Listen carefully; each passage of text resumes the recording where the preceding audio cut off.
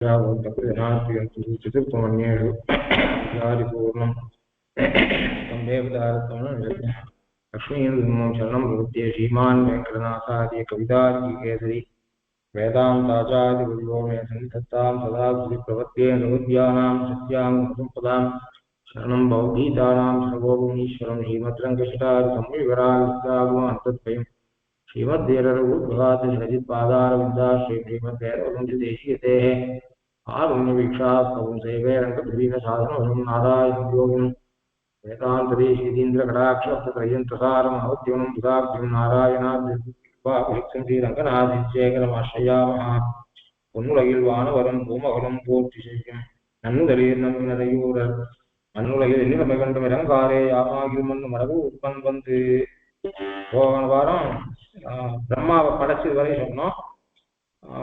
மண் தன்னாவி வளையத்து பேரொழிசேர் மன்னிய தாமரை மாமலத்து அம்மலர் மேல் முன்னம் திசை முகனை தான் படைக்க மற்றவனும் முன்னம் படைத்தனன் நான்மறைகள் அதுவரை பார்த்தோம். அதுல படைத்தல் என்கிற சொல்லானது பெற்றுவித்தல் என்கிற பொருள்ல வந்தது. ஏன்னா வேதம்ன்றது நித்தியம், அபூர்வம், நிர்தோஷம், அதனால படைக்கப்படாது, பகவானாலையும் படைக்கப்படாது வேதம் என்று. ஏன்னா ஒருத்தரால் படைக்கப்பட்டது என்று சொன்னால் அதுல அது தோஷம் கண்டிப்பா மனிதனால இருக்கக்கூடிய தோஷங்கள் எல்லாம் சம்பவிக்கும். கவனக்குறைவால தோஷம் சம்பவிக்கும். அது மாதிரியாக ஏமாத்தணுன்ற எண்ணத்தினால தோஷம் சம்பவிக்கும். எத்தனையோ காரணம் அறிவின்மையால, அந்த புஸ்தகம் எழுதினுடைய அறிவின்மையால தோஷம் சம்பவிக்கும், கவனக்குறைவால தோஷம் சம்பவிக்கும். இதெல்லாம் இல்லாதது வேதம். பகவானும் எழுதுறது இல்லை. பகவானும் என்ன பண்ணா ஒவ்வொரு யுகத்திலையும் எப்படியானா மற்ற வஸ்துக்களை படைக்கிறானோ அது மாதிரி வேதத்தையும் பூர்வ யுகத்துல எப்படி இருந்தானோ அது அப்படியே பிரம்மாவுக்கு உபதேசிக்கிறான்னு சாஸ்திரம் சொல்றது. இதை வேதமே சொல்றது. யோ பிரம்மாணம் வினதாதி பூர்வம் யோவை வேதாம்ச பிரகினோதி தஸ்மை.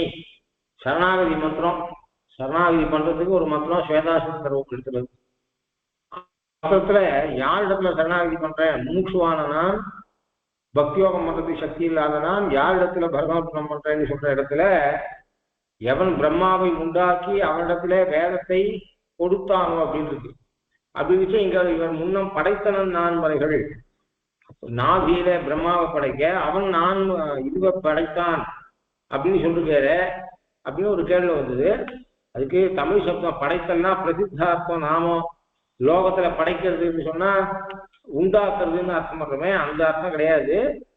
தமிழ் சப்தத்துக்கே பெற்றுவித்தல் என்று அர்த்தம் உண்டு. பிறந்து படைத்த செல்வம். பழைய காலத்துல இந்த தமிழ்நாட்டுல ரெக்கார்ட்ல எழுதுற போதெல்லாம் பித்ரார்ஜித சொத்து, தானா சம்பாதித்த சொத்து அப்படின்னு சொல்ற இடத்துல பித்ரார்ஜிதத்தை பிறந்து படைத்த செல்வம், இவ பிறந்ததால கிடைச்ச சொத்து அப்படின்னு அர்த்தம். பிறந்து படைத்த செல்வம், பித்ரார்ஜிதம், பிறந்து படைத்த செல்வம் என்று எழுதுவாங்க. இந்த மாதிரி ஆழ்வார் பாசுரத்திலையும் ஏற்ற கணங்கள் பாசுரத்துல ஆண்டாள் பசு கணங்கள் நிறைய ஆற்ற படைத்தான். ஆற்ற நிறைய பசுக்களை பெற்றிருப்போன்னு அப்படியா இருக்கும். பசுக்களை உண்டாக்கினான்னு அர்த்தம் இல்லைங்க. கலியனும் பயன்படுது. இதே ஆழ்வாரே என்ன பண்ணிருக்காருன்னா 10 நீன்முடியும் அவற்றிரட்டி பாழித்தோளும் படைத்தவன் செல்வம், 10 தலையும் 20 தோளும் படைத்தவன் அப்படின்னு ராவணன் சொல்றாரு. 10 தலையும் 20 தோளையும் அவன் படைச்சிக்கல, பெற்றான். தபஸ் பண்ணி வரத்தால பெற்றான். அப்ப அந்த பெற்றல் என்கிற பொருள்ல வந்திருக்கு அப்படின்றத பார்த்தோம். அம்மறைதான் மண் மரம் பொருள் இன்பம் வீடன் உலகில் நன்னறிவேம்பட்டன நான் கன்றே.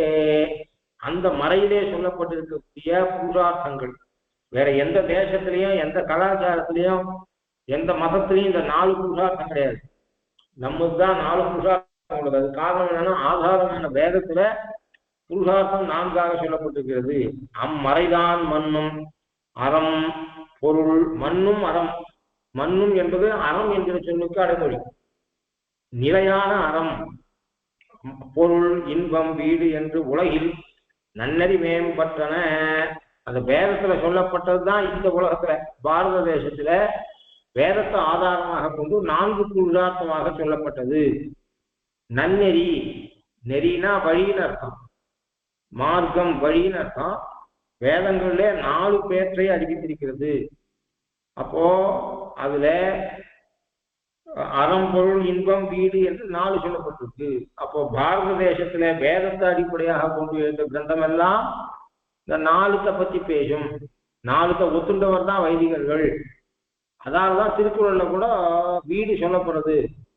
முதல் அதிகாரத்துல வீடு சொல்லப்பட்டு விட்டது. ஏன்னா அதுல கடவுளை பத்தி சொல்லிட்டான். அறவாழி எந்தனம் தாழ் சேர்ந்தார்களால் பிறவாழி நீந்தது. பிறவி என்பது ஒரு கடல், அதை நீந்த முடியாதுன்னா சொல்றான். இப்ப வீட்டை பத்தி பேசியிருக்கான் அப்படின்றதுல சந்தேகம் இல்லை என்று நாம் சொல்றோம். அப்படி மண்ணும் அறம், இந்த மண்ணும் அறம் என்று சொன்னது நிலையான அறம் என்று சொல்றது. அப்படின்னா என்ன அர்த்தம்னா, இந்த அறம் இருக்க அறம் உயர்ந்த புருஷார்த்தம், அர்த்தத்தாலே சாத்தியம் அறம். இப்போ பணம் இல்லாதவனால அறம் பண்ண முடியாது. ஒரு சில அறம் தான் பணம் இல்லாதவால் பண்ண முடியாது. விருந்தோம்பல் அப்படின்னு இருக்கு ஒரு அறம். விருந்தோம்பல் என்கிற அறத்தை ஏழை பண்ண முடியாது, பணம் இருக்கிறவன் தான் பண்ண முடியும். அது மாதிரியாக காமம் இருக்கு, அது அறத்தின் வழி இருக்க வேண்டும். அதாவது பிறன்மனை விழையக்கூடாது, அறத்தை மீறியது இருந்தானால் தப்பு. அந்த நான் விருந்தாளிக்கு விருந்து படைக்கணும்ன்றதுக்காக தப்பு வழியில பணத்தை ஈட்டக்கூடாது. ஏழையா இருந்தா விருந்தோம்ப வேண்டாம், எனக்கு தகுந்த சக்திக்கு நான் பண்ணா போறோம். சக்திக்கு மீறி தானம் முதலீடு பண்ண வேண்டாம். அப்போ விருந்தோம்பல் சொல்லப்பட்டு இருக்கு, அதுக்காக நான் பணத்தை திருடி விருந்தோம்பல் பண்றேன்னு சொல்லக்கூடாது. என் சக்திக்கு இருந்த மாதிரி விருந்தோம்பல் பண்றான். என்னால நிறைய தலையை பண்ணி சமர்ப்பிக்க முடியுதுன்னா என்னால முடிஞ்சதை பண்ணலாம். புன்முறுவல் பூத்த முகத்தோட ஒரு மோர் கொடுக்கலாம், வரவாளுக்கு ஏதோ ஒன்று கொடுக்கலாம். ஆனா அறத்தை மீறக்கூடாது. அதுதான் மண்ணும் என்கிற அடைமொழிய அறத்துக்கு போட்டார் ஆழ்வார். அதனால காமமும் அறத்தை மீறக்கூடாது, பொருளும் அறத்தை மீறக்கூடாது. அப்போ மண்ணும் அறம். அது மாதிரியாக இந்த அறம் இருக்க அது மோட்சத்துக்கு சாஸ்திர பிரகாரம் அறத்துல புத்தியோட இருந்தா அது நாளடைவில் நிஷ்காமமான, அதாவது நிவர்த்தி தர்மம், நிவர்த்தி தர்மத்தை விட்டு நிவர்த்தி தர்மத்துக்கு வந்தா மோட்சத்துக்கே காரணமாயிடும். அப்போ அறமும் மோட்சமும் மேல் சப்தம் கூட பார்த்தா நான்கினிலும் பின்னை அது பின்னை. எந்த இடத்துல ஆழ்வார் இந்த ஆர்டர் சொல்லியிருக்க, ரேண்டமா சொல்லக்கூடாது. அறம் பொருள் இன்பம் வீடுன்னு தான் சொல்லணும். சம்ஸ்கிருத புஸ்தகம் எங்கேயாவது தப்பி தவறி கூட அறம் இன்பம் பொருள் வீடு அப்படிலாம் எழுதுறாளப்பா இருக்கும், எங்கேயும் கிடையாது. சம்ஸ்கிருதத்திலயும் அறம் பொருள் இன்பம் வீடு. அவன் பாருங்க அறத்துப்பால் பொருட்பால் காமத்துப்பால் அப்படிதான் வச்சிருக்கான். ஏன் இந்த ஆர்டர் வைக்கிறா அப்படின்னு சொன்னா, அந்த ஆர்டர் இருக்கு. ஆர்டர் இந்த அறத்துக்கும் மோட்சத்துக்கும் இடைப்பட்டதாகத்தான் அர்த்தமும் காமமும் இருக்க வேண்டும். மோட்சத்தை கெடுத்துக்கூடாது. இந்த அறமும் மோட்சமும் கண்ணுக்கு தெரியாது, அர்த்த காமம் ஓரளவுக்கு கண்ணால பிரத்யட்சத்துக்கு விஷயமாகக்கூடியது, கண்ணுக்கு புலக்காகக்கூடியது. கண்ணுக்கு புலனாகாமல் இருக்கக்கூடிய அறத்துக்கும் சாஸ்திரம் சொல்லித்துன்னு விருந்தோம்பல் பண்ணலாம். விருந்தோம்பல் பண்ணா செலவு தானே ஆகுது. நான் ஏன் கஷ்டப்பட்டு சம்பாதிச்சுதான் 4 பேருக்கு சாதம் போடணும் அப்படின்னு லௌகிய திருஷ்டியில பார்த்தால் அறம் மொத்தம் என்னவோ வியர்த்தம் மாதிரியாக தோணும், வீண் என்பது போல தோணும், நஷ்டத்தை ஏற்படுத்துவதாக தோணும். அப்போ அறமும் கண்ணுக்கு தெரியாது, மோட்சமும் கண்ணுக்கு தெரியாது. ஆனா அது 2 தான் முக்கியம். கண்ணுக்கு தெரியாத அவைகள் தான், அவைகளுக்கு இடைப்பட்டு தான், அதுக்கு மீறாம தான் பொருளும் காமம் இருக்கணும். அதெல்லாம் அறம் பொருள் இன்பம், பொருளை இன்பத்தையும் நடுவுல வச்சு மோட்சம் என்று வச்சான். இது ஒரு கரை, அது ஒரு கரை, அதுக்குள்ளதான் தண்ணி ஓடணும். நதியோட கரை இருந்தா 2 கரைக்கு நடுவுல தண்ணி ஓடினா கரையில இருக்கிறவர்களுக்கு நல்லது. கரையை மீறி தண்ணி ஓடினா அது விபரீதமாயிடும். அறத்தை மீறி 2 கரைக்கு நடுவுல அர்த்தகாமம் இருந்த மாதிரி வாழ்க்கையில அறத்துக்கும் மோட்சத்துக்கும் மீறினதாக, அதான் மோட்சத்தை கெடுத்துக்கொள்ளக்கூடியதாக அறத்தை மீறினதாக அர்த்தகாமம் இருக்கக்கூடாது. இந்த ஆர்டர் ஆழ்வார் எப்படி சொல்றாருன்னா, இந்த இடத்துல அந்த ஆர்டர் சொல்லப்பட்டிருக்கு 4000த்துல. 4 பின்னையது பின்னை பெயர்களும். பின்னையது பின்னை லாஸ்ட்ல இருக்கிறது. ஏன்னா பின்னைனா அறத்தை விட பொருள் பின்னாடி புறப்படும். இந்த ஆர்டரை சொல்றாரு ஆழ்வார். ஆர்டர்ல தான் உச்சரிக்கணும், ஆர்டர்ல தான் சொல்லப்படுறது. வைதிக கர்மத்தில் இப்படிதான் சொல்லப்படும். ஏன் 4 எப்படி சொன்னா என்னன்னு நினைச்சக்கூடாது, இப்படித்தான் சொல்லணும். இதுல பின்னையது பின்னை சொன்னா என்ன அர்த்தம்னா கடைசியில இருக்கிறது. அப்படி கடைசியில பின்னாடி இருக்கிறது அப்படின்னா என்ன ஆகும்? பின்னாடி இருக்கிறதுனா என்ன ஆகும்னா அறத்துக்கு பின்னாடிதான் பொருள் இருக்கு, பொருளுக்கு பின்னாடி காமம் இருக்கு, காமத்துக்கு பின்னாடி மோட்சம் இருக்குன்னு ஆயிடும். அப்போ பின்னையது பின்னை, அதாவது எல்லாத்த விட பின்னாடி இருக்கக்கூடியதுன்னு அர்த்தம். அப்படி இருக்கக்கூடிய மோட்சத்தை பத்தி பேசுற. 4லும் பின்னையது பின்னை, வீடு என்பதை பின்னையது பின்னைன்னு சொல்லியிருக்காரு. அப்படின்னா இதே ஆர்டர்ல சொல்லணுங்கிறதையும் அவர் காமிச்சிட்டார். அறம் பொருள் இன்பம் வீடு என்று இந்த ஆர்டர்ல பின்னையது பின்னை பெயர் தரும். பெயர் என்கிற சொல் இந்த இடத்துல பெருமை தரும் அப்படின்னு இருக்கும். ஜீவாத்மாவுக்கு உஜ்ஜீவனத்தை கொடுக்கக்கூடியது. பின்னையது பின்னை பெயர் தரும். இதுல 4ஆவதாக கடைசியாக இருக்கக்கூடிய மோட்சம் வீடு என்கிற புருஷார்த்தமானது பெயர் தரும். பெயர் என்ற சொல்லு பெருமையை தரும், ஜீவாத்மாவுக்கு க்ஷேமத்தை தரும் என்று சொல்லுபவர்கள் இருக்கிறார்கள். 4லும் பின்னையது பின்னை பெயர் தரும் என்பதோ தொன்னெறியை வேண்டுவார். ஓர் அத்விதீயமான சுகமாயிருக்கக்கூடிய மோட்சத்தை தொல்நெறி, பழையதான அதாவது என்றும் இருக்கக்கூடிய நிலையான மோட்சத்தை நெறி அல்லது நெறி என்கிற சொல்லு வழியை சொல்லித்தானால் அச்சாதி கதியை வேண்டுவார். ஏன்னா அச்சாதி கதியை மேல சொல்ல போறார். அச்சாதி கதி வழியாக போய் மோட்சத்தை அடைய விடுவாராம். அத பின்னையது பின்னை பெயர் தரும் என்பதோ தொன்னெறியை வேண்டுவார். அந்த தொன்னெறியை விரும்பக்கூடியவர்கள் என்ன பண்ணுவாங்கிறத மேல சாய்கிறார்.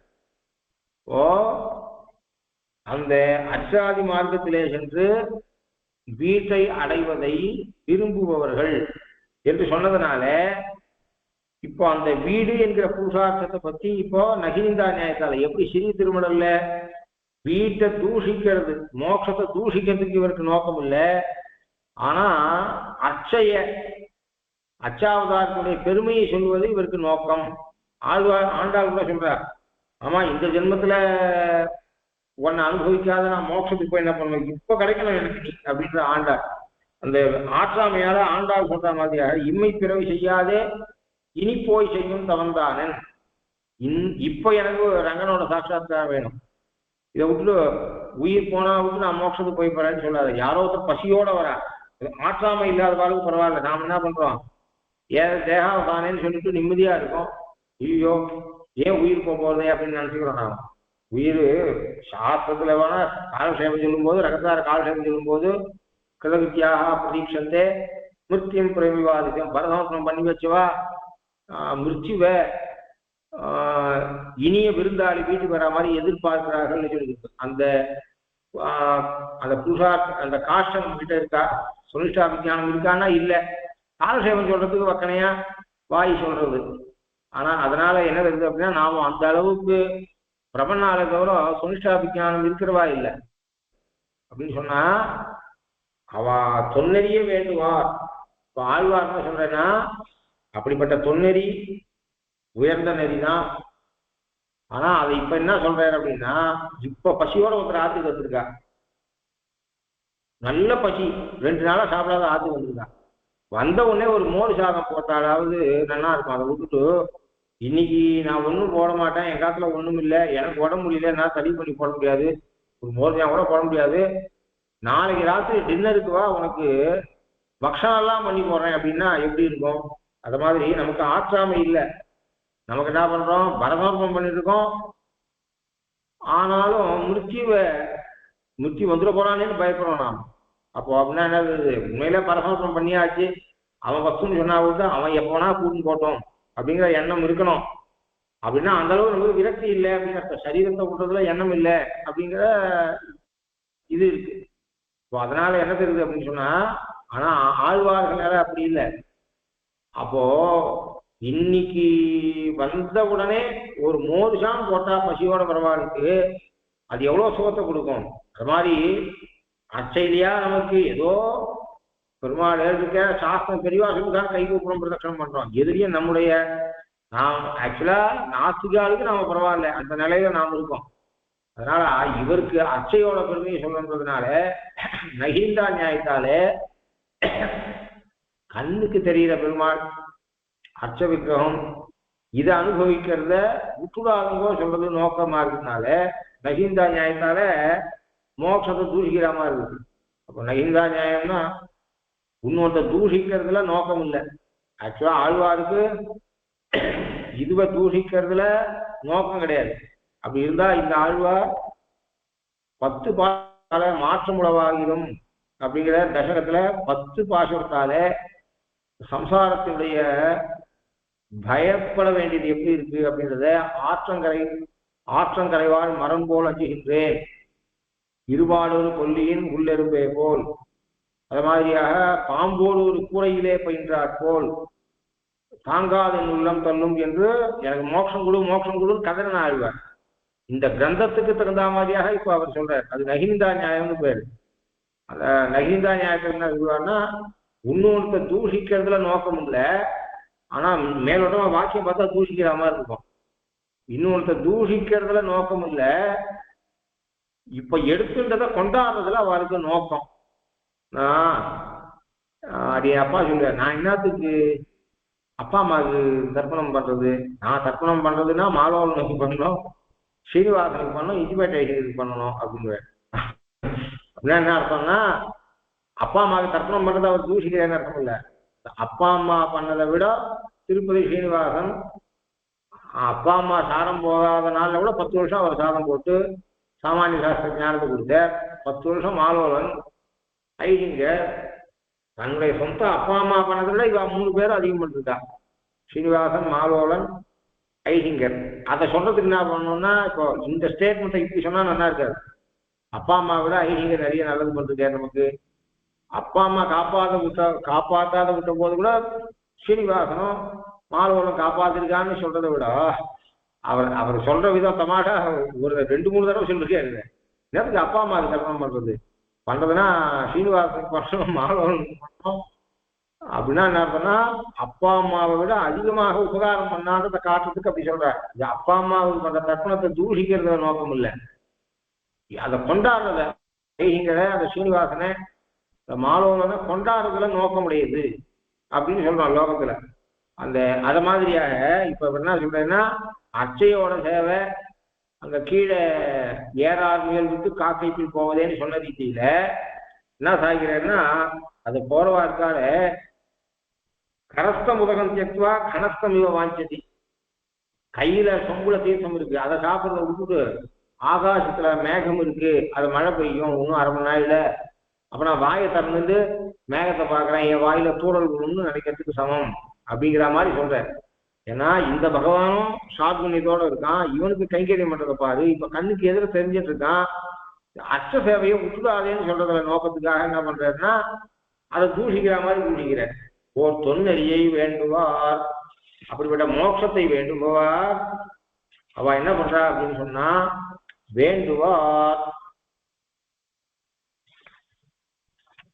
பொன்னறிய வீழ்கனியும் ஊழிலையும் என்னும் இவையே உகந்து உடலம் தாம் வருந்தி துண்ணும் இலை குரம்பை துஞ்சியும் வெண்சுடரோன் மண்ணும் அடல் உகந்தும் வந்தடத்தின் முக்கிடந்தும் இன்னதோர் தன்மையராய் ஈங்குடலம் விட்டெழுந்து தொன்னறிகற்கு சென்றார் எனப்படும் சொல்லல்லார் இன்னதோர் காலத்தினையார் இது பெற்றார் என்னவும் கேட்டறிவதில்லை. நகிந்தா நியாயத்தால மோட்சத்தை கூறுகிறார். அவ வீழ்கனியும் ஊழ் இலையும் பக்தியோகம் பண்றவா இப்படி இது மாதிரிதான் சாப்பிடுவான்னு அர்த்தம் இல்லை. அப்படின்னா அர்த்தம்னா பிரத நியமங்களோட கூடி ஆகார நியமம் கிடைக்கிறத சாப்பிட்டு இருக்கிறது அப்படின்னு அர்த்தம். அப்படின்னா பக்தியோகம் பண்றவா காட்டுக்கு போயிடுவா, உலர கனியை சாப்பிடுவான்னு அர்த்தம் இல்லை.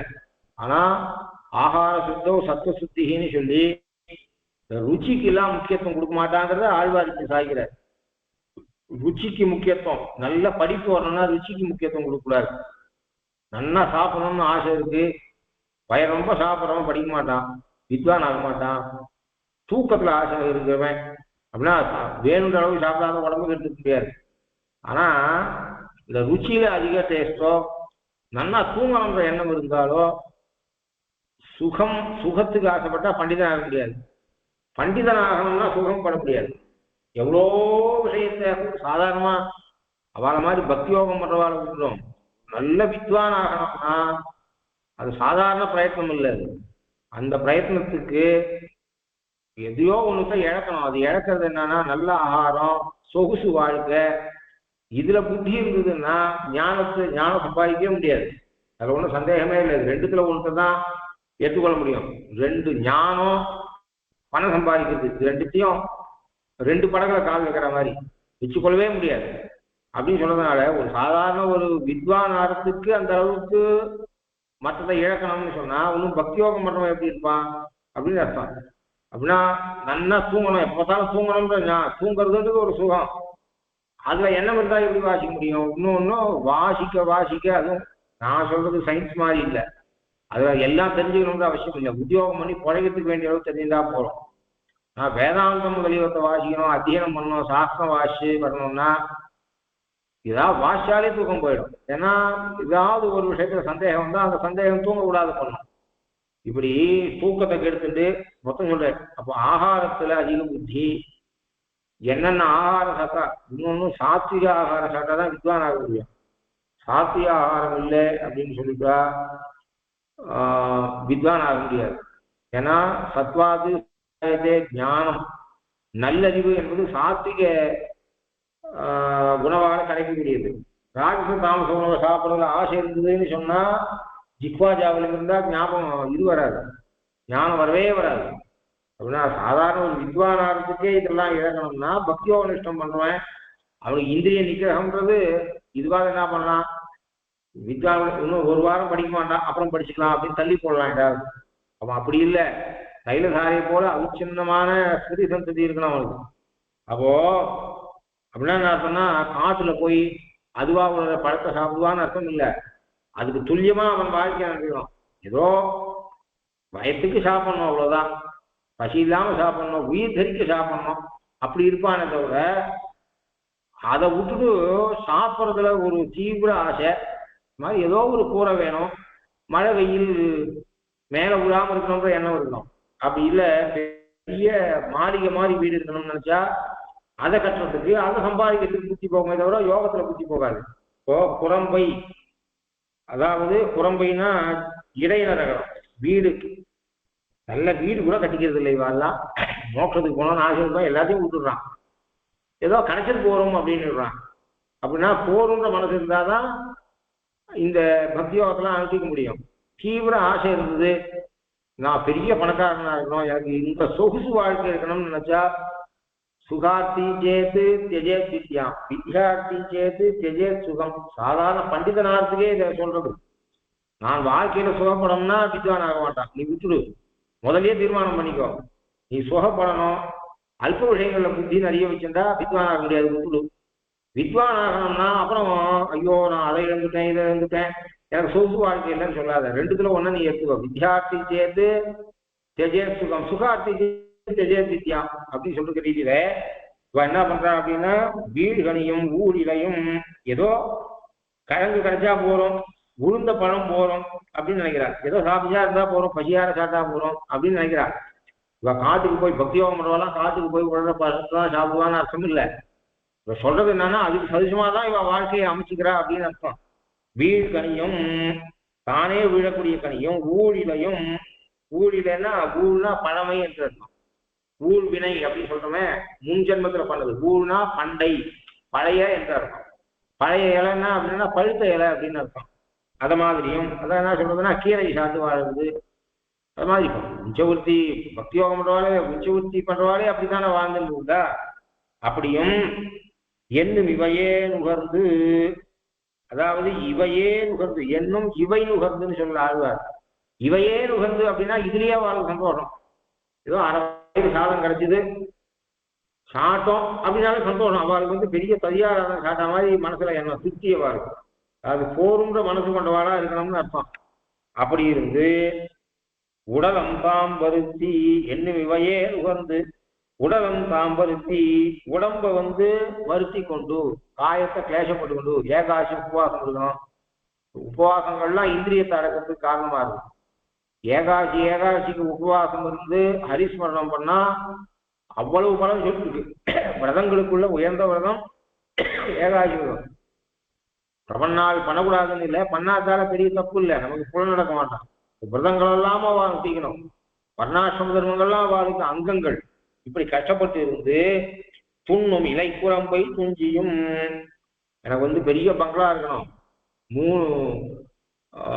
3 பெட்ரூம் வீடு வேணும், அதுல இதெல்லாம் மாட்டிருக்கணும், பார்க்கறதுக்கே அந்த பணக்கார தோரணை இருக்கணும் அப்படின்னா நீ விட்டுடு, யோகத்துக்கிட்ட போகாதே அப்படின்னு அர்த்தம். ஏதோ ஒரு வீடு, மழை உடம்புல அடிக்கக்கூடாது, வெயில் உடம்புல அடிக்கக்கூடாது, இதுக்கு இருக்கணும். ஏன்னா மனசானது பகவத் விஷயத்துல நயிக்கணும் அப்படின்றதுக்காக. ஏன்னா ஒரு 4 பக்கத்து சைட்டு 2 கோடி ரூபாய் சில்லற, ஒரு சைட்டே 2 கோடி ரூபாய். அதை 2 கோடி ரூபாய் வாங்கி 2 கோடி ரூபாய் 4 கோடி ரூபாய் கட்டினான்னா ஒரு மிடில் கிளாஸோ ஒரு லோவர் மிடில் கிளாஸோ அவன் என்னைக்கு இஎம்ஐ அடைக்கிறதுக்கு எத்தனை நாள் ஆகும்? அந்த இஎம்ஐ அடைக்கிற வரை அவனுக்கு ஸ்ட்ரெஸ் எவ்வளோ இருக்கும்? அப்புறம் என்ன யோகத்தை அவன் என்னத்தை பார்க்கறது அப்படின்னு சொன்னா, அதுக்காக இவன் என்ன பண்ணுவான்னா, துண்ணும் இலை குரம்பை, துண்ணும் நெருங்கிய இலைகளாலான பர்ணசாலையிலே தீண்டும். அப்படின்னா பக்தியோகம் பண்ணுவாலாம் பர்ணசாலைக்கு போகணுன்ற அவசியம் இல்லை, பர்ணசாலையில் தான் வாழணும்னு அவசியம் இல்லை. பர்ணசாலைக்கு சதுசமா வீடு கிடைச்சாலே அவன் சந்தோஷப்பட்டுருவான்னு அர்த்தம். ஏன்னா போதும் என்ற மனது அப்படி இருக்கணும் அப்படின்னு அர்த்தம். இந்த கண்ணுக்கு தெரிஞ்ச அர்ச்சக கிரகத்தை விட்டுட்டு நான் மோட்சத்துக்கு போறேன்னு சொல்லிட்டு இப்படி எத்தையோ ஷாட்டுக்கு போறோம், அறவயது கும்பினாவுக்கு போறோம்னு ஷாட்டுண்டு விரதங்களை இருந்துட்டு உடம்பை இழைக்கப்பட்டு இந்திரியங்களுக்கு போற பிரவൃத்திகளை தடுத்து நிறுத்திட்டு ஏதோ ஒரு வீடு மழை வெயிலுக்கு காத்துக்கிற மாதிரி இருக்கா போறோம்னு ஒரு வீட்டுல வாழ்ந்துட்டு துண்ணும் இலை குரம்பை, குரம்பை நெருங்கின துண்ணி இருக்கி கூட இலைகளாலே ஆன கூரை வீடுன்னு அர்த்தம். குரம்பை, குரம்பைனா வீட்டுக்கு பேரு, குரம்பைனா உடம்புக்கும் பேர் உண்டு, குரம்பைனா முட்டைக்கும் பேர் உண்டு, குரம்பைனா கூண்டுக்கும் பேர் உண்டு. அதாவது குருவி கட்டுற கூண்டு இருக்கு, அந்த தூக்கணாங்குருவி கட்டக்கூடிய எல்லாத்துக்கும் குறவைன்னு பேர் உண்டு, குரம்பைன்னு பேர் உண்டு. துண்ணும் இலை குரம்பை நெருங்கின இலைகளாலான பர்ணசாலையிலே, அதுவாக போடுற பதப்பிரயோகத்தை பார்த்தா துஞ்சியும்.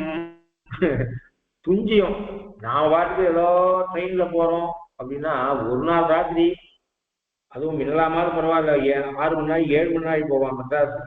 11 மணிக்கு ட்ரெயின் எடுத்தாங்கன்னா 4:10 டைம் போட்டுட்டு 3:50 கொண்டு போய் நிறுத்துறான். அவன் டிக்கெட்டு செக் பண்ணிட்டு போறதுக்கே 3/4 மணி நேரம். அப்புறம் என்ன தூங்குறது, நாம முழிச்சுன்னு படுத்துருக்கோம்.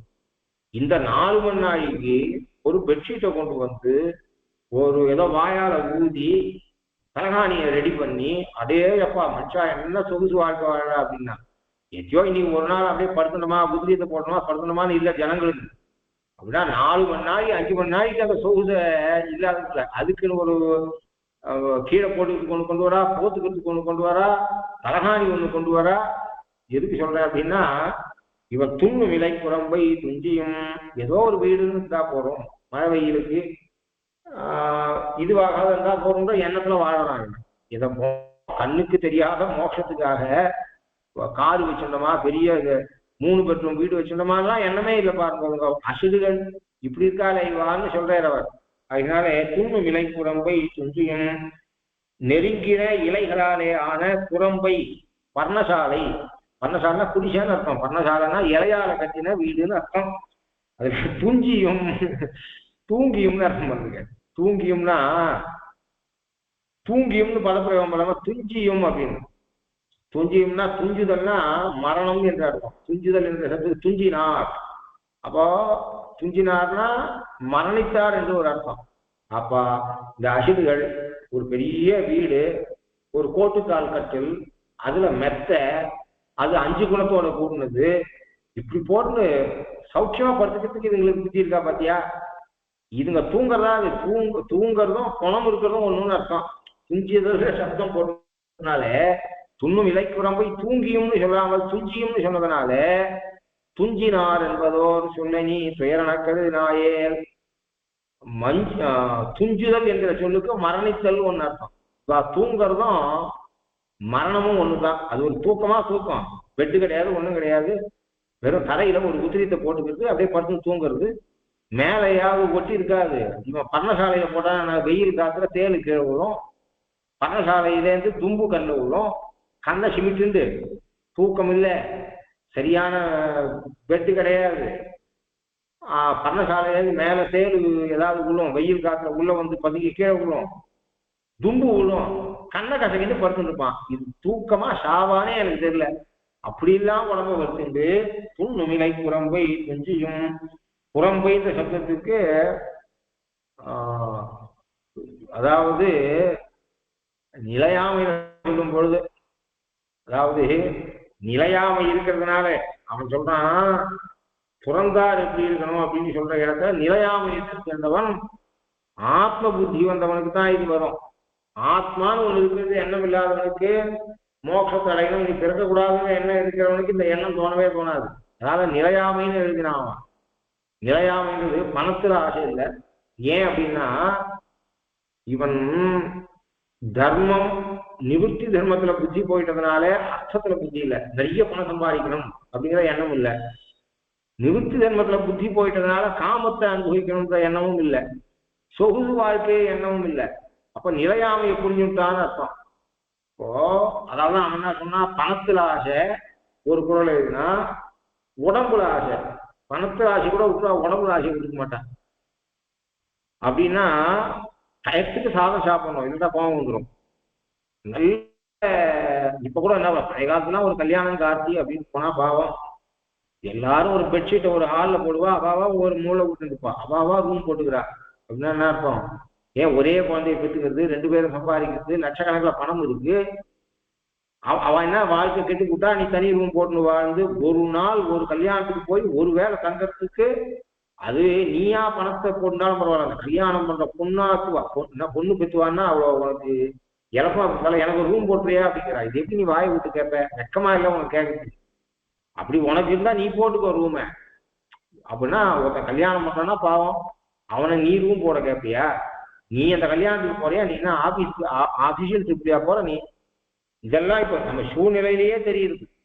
அதாவது எந்த அளவுக்கு நாம தர்மத்தை விட்டு மீறி சொகுசு வாழ்க்கை இந்த அளவுக்கு இப்படிதான் வாழ்ந்துட்டு எனக்கு மாசத்துக்கு 2 லட்சம் வேணும் 4 லட்சம் வேணும்ன்றது, ஒரு குழந்தை பெற்றுக்கிறது, இனம் குறைஞ்சதே வருது. அப்புறம் இந்த இனம் குறைஞ்சா என்ன ஆகுன்றதெல்லாம் தெரியும், பின்னாடி தெரியும். நீ சேர்த்து வைக்கிற பணத்தெல்லாம் யாரு அனுபவிப்பான்னு அப்புறம் தான் தெரியும். எதுக்கு சொல்றேன்னா அறத்தை மீறின வாழ்க்கை, சொகுசு வாழ்க்கையில புத்தி. அதுக்காக அவன் என்ன சொன்னா, பணத்துல ஆசை வைக்காதுப்பா, வேணுங்கிற அளவுக்கு பணம் என்பது அறத்துக்கு விருந்தோம்பலுக்கு பணம் வேணும், 4 பேர் வந்தா உட்கார்றதுக்கு வீடு வேணும் அப்படின்னா நீனு. ஏன்னா இந்த பணம் உன்னை விட்டு போயிடும். குடும்ப இதுக்கு சொன்ன பொழுது என்ன சொன்னா, கூத்தாட்டு அவை குழாத்தற்றே பெரும் செல்வம். செல்வம்னு சொல்ல அவன் குரல்லாம் எடுத்துட்டா மணிக்கணக்கில் சொல்லணும், லேசா சொல்றேன். கூத்தாட்டு அவை குழாத்தற்றே பெரும் செல்வம் போக்கும் அது விழிந்தற்று. விழியறதுன்னா பாழாது, போகிறது. கூத்தாட்டு அவை குழாத்து அற்றே, கூத்தாடுற இடத்துல இருக்கக்கூடிய கும்பல் போல பெரும் செல்வம், செல்வம் இல்லை பெருஞ்செல்வம். அவன் சேர்த்ததே கொஞ்சம் பணம், அவன் சேர்த்ததே 50 லட்சம் தான் சேர்த்தான். 50 லட்சம் வேகமா போச்சுன்னு அதிசயப்படாத. நீ 5000 கோடி சேர்த்தாலும் 50 நிமிஷத்துல உன்னை விட்டு போகணும்னா போயிடுங்கிறான். பெருஞ்செல்வம், செல்வம்னு பதப்பிடுவாங்க. அவன் 7 சீர்ல என்னென்ன பண்றான் பாரு. கூத்தாட்டு அவை குழாத்து அற்றே, அற்றேனா ஊமை உருகு போலன்னு அர்த்தம். கூத்தாடுற இடத்துக்கு கும்பல் வரா மாதிரியாக பெரும் செல்வம் வந்தாலும் போக்கும் போற போதும் அப்படின்னா வரும்போது எப்படி வருதோ, கூத்தாடுற இடத்துக்கு ஜனங்கள் எப்படி வராதோ அப்படிதான் கூத்து முடிச்ச உடனே கிளம்பி போது ஜனங்கள் போற மாதிரி தான் அந்த பணம் போகும். ஏன்னா கூத்தாடுற இடத்துக்கு ஜனங்கள் கொஞ்சம் கொஞ்சமா வருவார், அப்புறம் நிறைய பேர் ஆவார். ஆரம்பத்துல தாளக்கட்டுன்னு ஒண்ணு போடுவான், அப்புறம் அந்த நாடக ஆசிரியர் விசில் அடிப்பான், 3வது விசில தான் வருவான், தேட்டரை விட்டு இந்த ஸ்கிரீனை விட்டு வெளில வருவான். அப்புறம் தான் இன்னைக்கு ராத்திரி இன்ன தெருக்கூத்து பாஞ்சாலி சபதம் அப்படின்னு சொல்லுவான். அப்போ அதை சொல்ற போது ஆரம்பத்துல என்ன பண்ணுவான்னா, ஜனங்கள் அவ்வளவா வந்து சிலையா வயசான 4 பேர் வந்து உட்காந்துருப்பா. அப்புறம் அவன் வந்து கடவுள் வாழ்த்து சொல்லி நாடகத்தினுடைய பேரை அனௌன்ஸ் பண்ணும்போது ஒரு 100 பேர் உட்காந்துப்பா. பாதராத்திரிக்கு ஒரு சின்ன ராத்திரி மொத்தம் முழிச்சு பார்க்க முடியாது, 10 மணி நேரம் ஒரு 6 மணி நேரம் பார்த்தா ராத்திரி 1 மணிக்கு ஒரு சிலர் வருவா.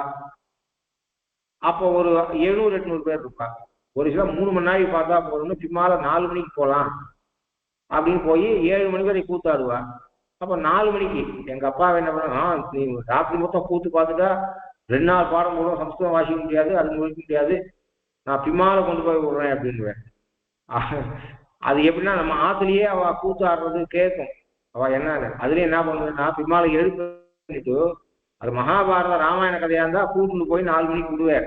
அது ஏதாவது இவன் கற்பனை கதை, ஏதாவது ராஜா கதை அப்படின்னா அதையும் கொண்டு போய் விட மாட்டேன், ஏமாத்திடுவேன். எதுக்கு சொல்றேன், அப்போ ஆனா பின்னால பார்த்தா அந்த ஊரையே கொள்ள அடிச்சிடலாம். ஆல்மோஸ்ட் எல்லாரும் வந்துவா. ஏன்னா அது ஒரு வருஷத்துக்கு 1 நாள் 2 நாள் கூத்தாடுறா, அதை வர ஒரு என்டர்டைன்மெண்ட்டு. அதனால எவ்வளோ முடியாதவாலும் பின்னால 4 மணிக்கு போய் ஒரு 7 மணி வரை பார்த்துட்டு வருவான்னு இருப்பா. இப்போ பின்னால போனா ஊர் மொத்தம் அங்கே கூடி இருக்கும். அப்புறம் ஆக்சுவலா எங்க அப்பா என் தங்க ஒத்தி அவளை 4 மணிக்கு அவளை நடத்தி கூட்டு போக முடியாது. அவளை தூக்கி மார்ல அணைச்சிருந்து என்னை இடது கையில பிடிச்சிட்டு கொண்டு போய் விடுவேன் 4 மணிக்கு. 7 மணிக்கு நாங்கள் 2 பேரும் பார்த்துட்டு வருவோம். அது ஞாபகம் இருக்கு, அப்பா கூட்டு போனது. இருட்டு ஒரே இருக்கும், காலில் செருப்பு கிடையாது. அவ்வளோ தூரத்தை என்னை கையை பிடிச்சிட்டு அவளை ஹேமாவை இப்படி மாரில் அணைச்சிட்டு தூக்கிட்டு போய் கொண்டு போய் விட்டு வருவேன். எதுக்கு சொல்றேன்னா, அப்போ தெருக்கூத்துக்கு கொஞ்சம் கொஞ்சமா கும்பல் சேர்றது, நிறைய சேர்றதுக்கு அப்புறம் முதல்ல 50 பேர் இருக்க மாட்டா, 1000 பேர் பக்கத்து கிராமம்லாம் வந்து வயசானவ 10 மணி நாளைக்கு பார்க்க முடியாதெல்லாம் கடைசி 1 மணி நாளைக்கு வருது, கிளைமேக்ஸ் பார்க்க அப்படிலாம் வரவா இருக்கா. ஆனா முடிஞ்சது, திரௌபதிக்கு பெருமாள் கஷ்டம் கொடுத்துட்டேன், காப்பாத்திட்டேன்.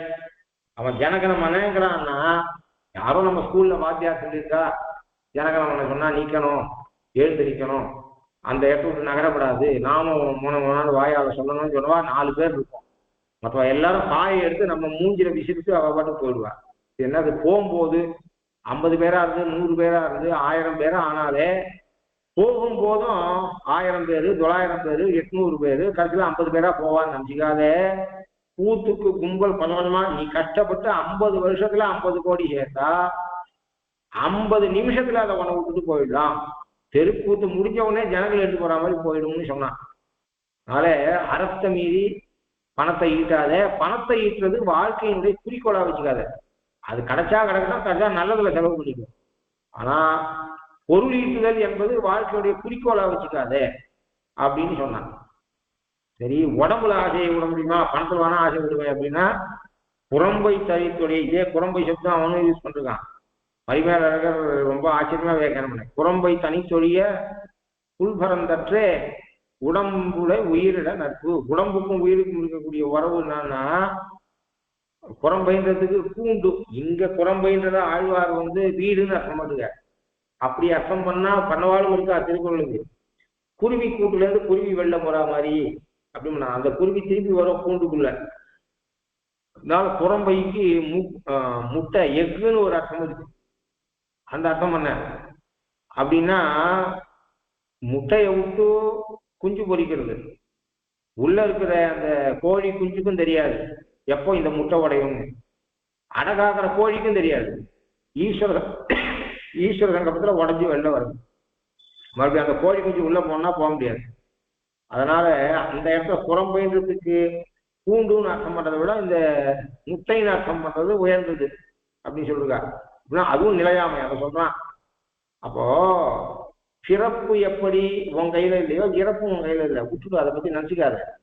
இறப்பை பத்தி நினைச்சுட்டே இருந்தாலே பாதி ஐயோ நாம போயிடுவோமோ அப்படியோ இப்படியோன்ற எண்ணமும் வேண்டாம். நீ நிறுத்தவும் முடியாது. போனோம்னா எப்படியானா பிறப்ப அந்த முட்டையை விட்டு குஞ்சு வர்றது உள்ள இருக்கிற கருவுக்கும் தெரியாது, அடகாக்கிற கோழிக்கும் தெரியாது. அது எப்போ உடையும் வெளில வருவேன். அத மாதிரிதான் இந்த உடம்பு விட்டு ஜீவாத்மா கிளம்புறதுனா கிளம்பிடும். நீ போகணும்னு சொன்னாலும் போக முடியாது, இருக்கணும் 4 நாள் நினைச்சாலும் இருக்க முடியாது. அப்பா சொல்லுவேன், பணக்கொழுப்புல கொண்டு போய் என்ன படுக்க வைக்காது. நான் பொதுவா படுத்துக்க மாட்டேன், டக்குன்னு போயிடுவேன். ஏன்னா நான் 1/2 வயது சாட்டுவேன், இந்திரியத்தை கெட்ட வழியில செலவு பண்ணவன் இல்லை, ரொம்ப சாட்டவனே கிடையாது, லேம்பா உடம்பு வச்சிருந்தேன், பட்டுன்னு தான் போவேன்.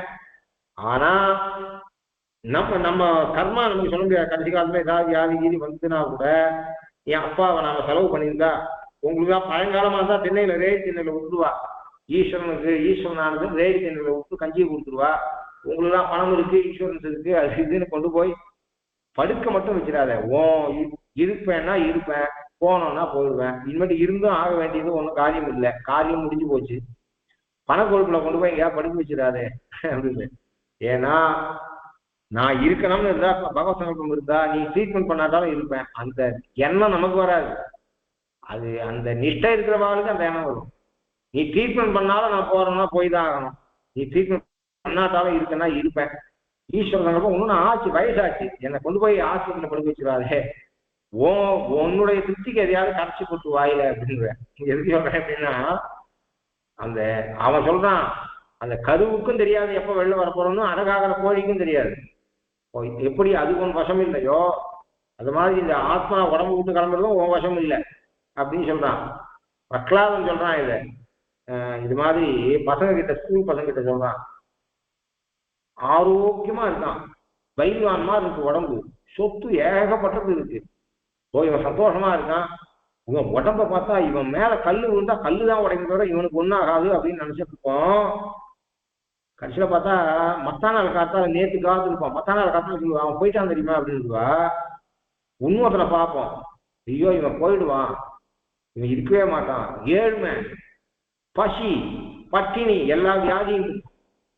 நாம என்ன நினைச்சிருப்போம், அவன் இவன் இன்னைக்கோ நாளைக்கோ அப்படின்னு நினைச்சு வந்துருப்போம். நாம 15 வருஷம் கழிச்சு அந்த கிராமத்துக்கு போனா அதே திண்ணையில உட்காந்து வெத்தலை பார்க்க வந்துருப்பான், அதே வியாதியோட.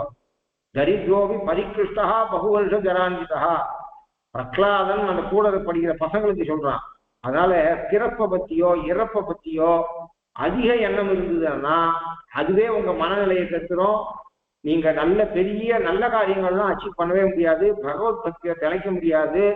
ஆத்மக்ஷேமத்தை பாருங்க, பிறப்பை பத்தியும் நினைக்காத, இறப்பை பத்தியும் நினைக்காத, நீ பண்ண வேண்டியது பகவானை பத்தி அடையறதுக்கான வழியை பாருன்னு பிரகலாதன் சொல்றான். இந்த மாதிரி அந்த நிலையாமை சொல்ற இடத்துல அவன் வல்லுவன் அவன் சொல்றான். அப்போ பணத்துல அதிக ஆசை இருக்காத, அதுவும் நினைச்சிருக்காது. உன் உடம்பே நினைச்சிருக்காத போது நீங்க பணத்துக்கிட்ட ஆசை கிடைக்கும். உடம்பு இருந்தாதான் சம்பாதிச்ச பணத்தை அனுபவிக்கணும். உடம்பே புறம்பை தனித்தொழிய புல்பலம் தட்டுறேன்னு சொல்றேன்னா தெருக்கூத்துக்கு வர பணம் மாதிரி நீங்க அதுல ஆசை வைக்கிறேன்னு வள்ளுவர் கேட்க. அது மாதிரியாக புறம்பைன்றது அங்க பூண்டுன்னு அர்த்தம் பண்ணாம முட்டைன்னு அர்த்தம் பண்ணா, இங்க புறம்பை அது என்ன, துண்ணு மிலை புறம்பை துஞ்சியும். இவன் எதையோ கிடைக்கிறத அறவா சாப்பிட்டு இவன் படுத்துருக்க வீடு எப்படி இருக்கு அப்படின்னு சொன்னா அந்த வீட்டுல ஒத்தனம் படுத்துக்க மாட்டான், கொட்டா கூட நல்லா இருக்கும், அதுல படுத்துன்னு தூங்குறான். இவன் கேட்டா எனக்கு போதுன்ற மனசு இருக்குன்னு சொல்றான். கண்ணுக்கு தெரியாத மோட்சத்துக்காக இதை பண்ணிருக்காளாம் இவ.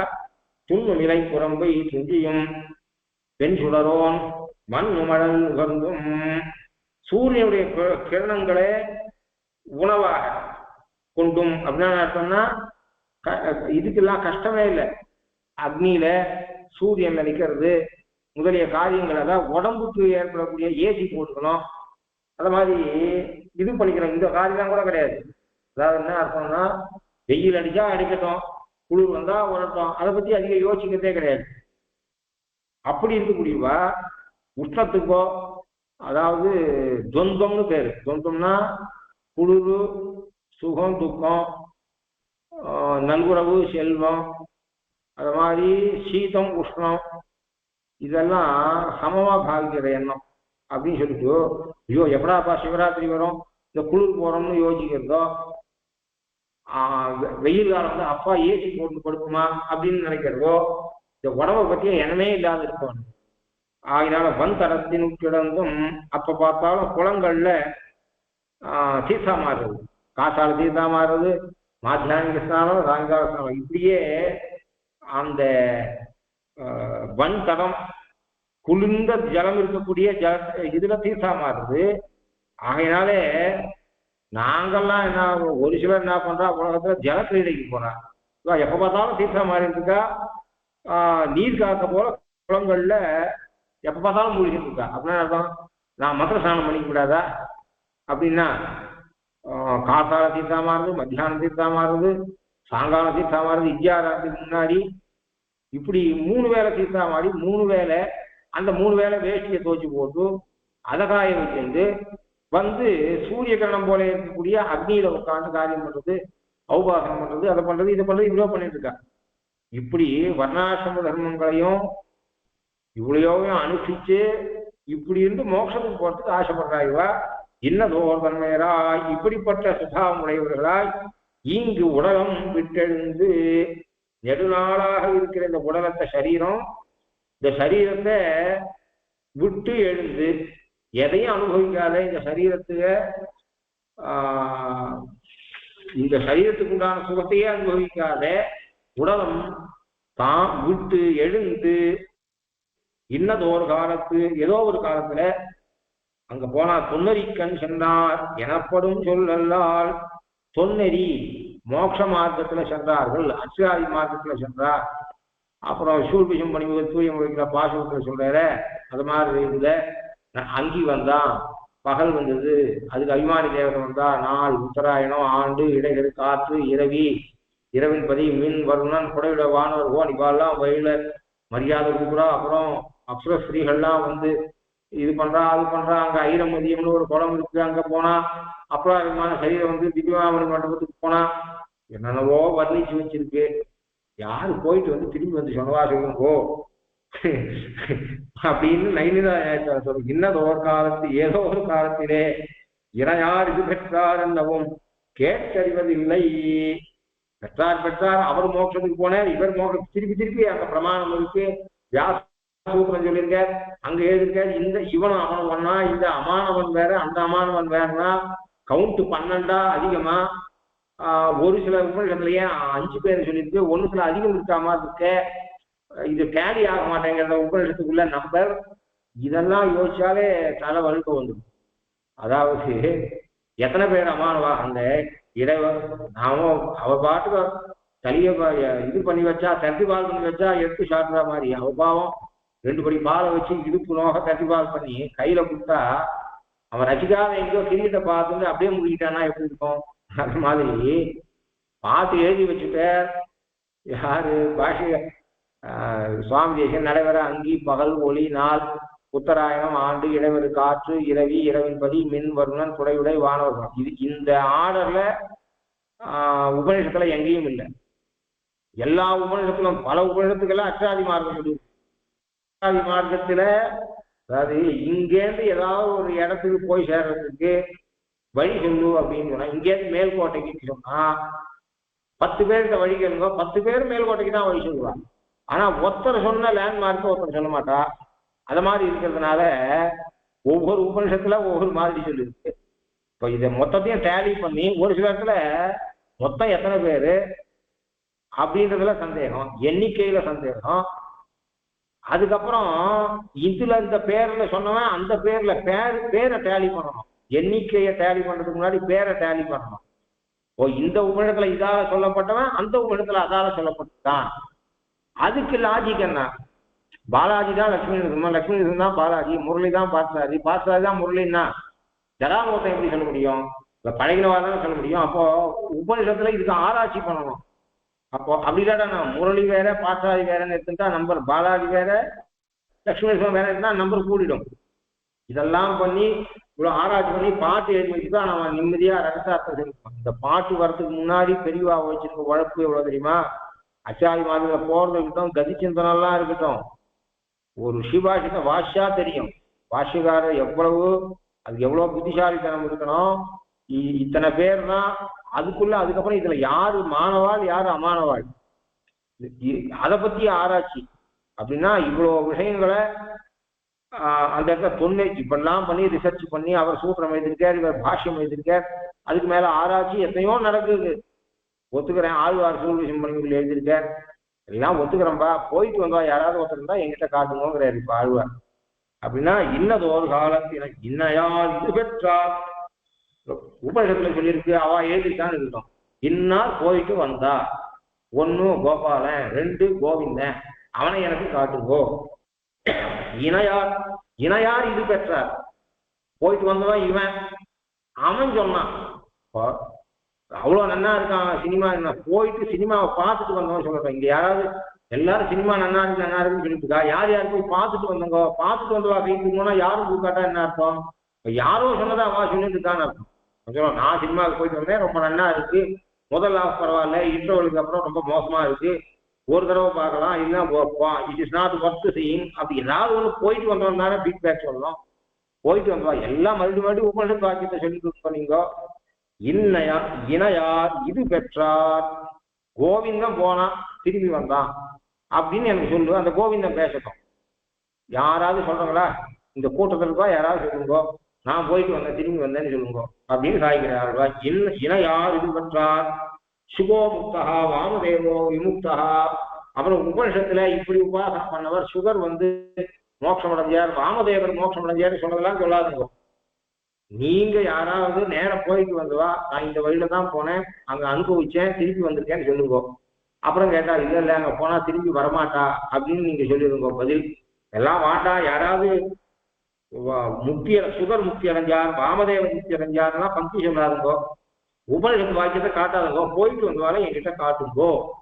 உலகெண்ணில் மன்னன் கடங்கதிரோன் மண்டலத்தின் அதுபோல் அன்னதோர் இல்லினோடு போய் வீடென்னும் தொன்னதிகற்கு சென்றாரை சொல்லுவீங்கள். என்கிட்ட யாராவது, நான் 10 பேர் 2 பேரை கூப்பிடப்பா, யாராவது ஒரு வெற்றியை கூட்டு வந்து என் முன்னாடி நிறுத்துங்கோ. நான் சொல்ல ஸ்ரீரங்கத்தை அனுபவிச்சுவாயா கூட்டுங்க, வசந்தோத்சவத்தை அனுபவிச்சுவாயா கூட்டுங்க, பகல் பத்து உற்சவத்தை அனுபவிச்சுவாயா கூட்டுங்க.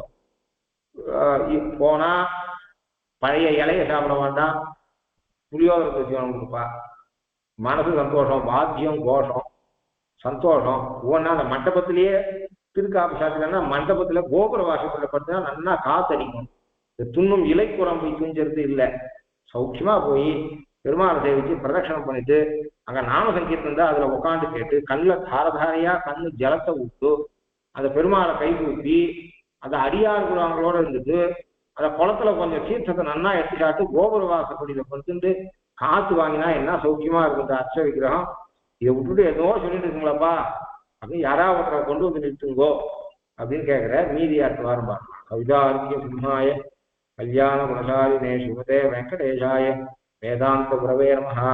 ஸ்ரீமதே ஸ்ரீ லக்ஷ்மீ சுமதியோ பாதுவா சேவக ஸ்ரீவன் கிரகோபஸ்ரீ நாராயண மகாதேசிகாய நமஹ. ஸ்ரீமதே ஸ்ரீவன் கிரகோபஸ்ரீ ரங்கநாத மகாதேசிகாய நமஹ.